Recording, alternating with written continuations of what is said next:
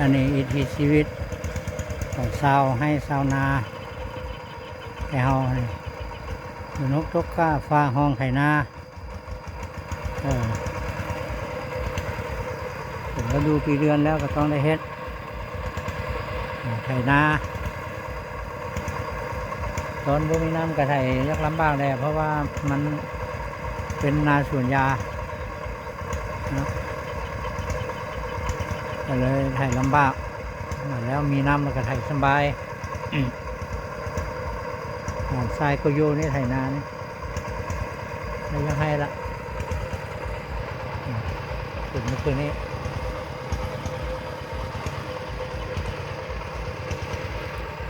ธรรมชาติเต็มไปด้วยภูผาป่าไม้สวยสดงดงามที่ขอบเขตบ้านคลองรอเฮารอบๆนี่ละสรยนี่ละสรย1สรย2ตัวนี้มันจะเป็นสรย3ตัวนี้นะแต่เป็นเจ้าของเดียวกันนั่นละแต่ยังพันแล้วเป็นไปเรื่อยน้อยโครงการยาวนาน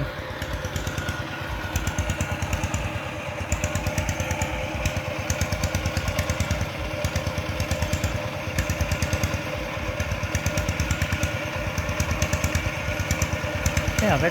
ดนี่เลยเป็นลูกสูบว่าลูกสูบเป็นบั๊กมาแล้วครับมาไปที่บ้านก็เลยลงมาเนี่ย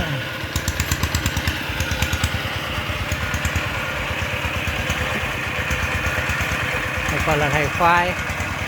ทีนี้จากควายก็เป็นเดินตามนี่ละไถนาก็ละประมาณ30 ปีหลัง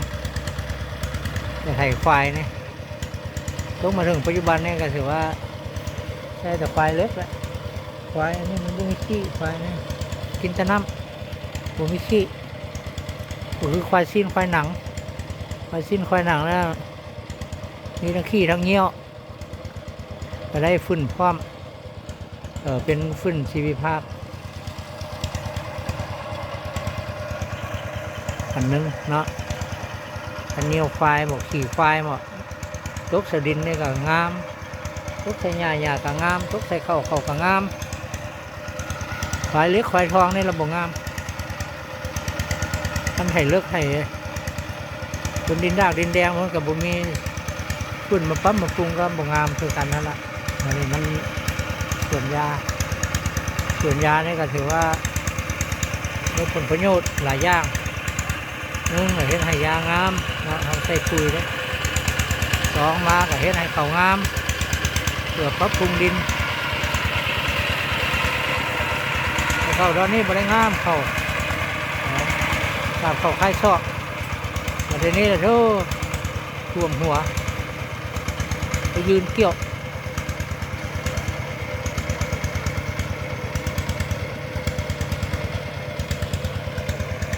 วิถีชีวิตผมพ่อแม่เราจะชนชาวให้นาเกียรติบ้านของรอเอาครับแบบนี้แหละดื้อถึงฤดูปีเดือนมาก็เฮ็ดนาวเข้าใส่เหล้าดูทางนั่งขายนั่งกินเหลือกินก็ขาย